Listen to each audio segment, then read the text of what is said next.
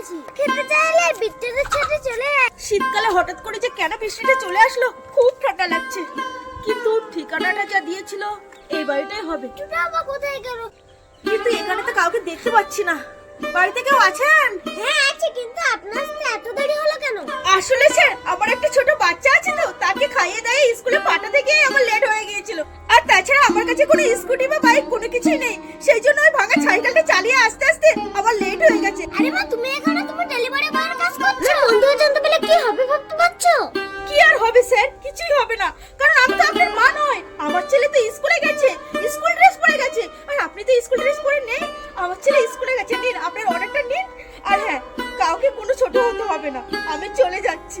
মা, তুমি আমাকে ক্ষমা করে দাও, কারণ আমার বন্ধুদের সামনে তোমাকে আমি ছোট করতে চাই, সেই জন্য আমার বন্ধুরা আসার আগে তোমাকে আমি তাড়িয়ে দিয়েছি।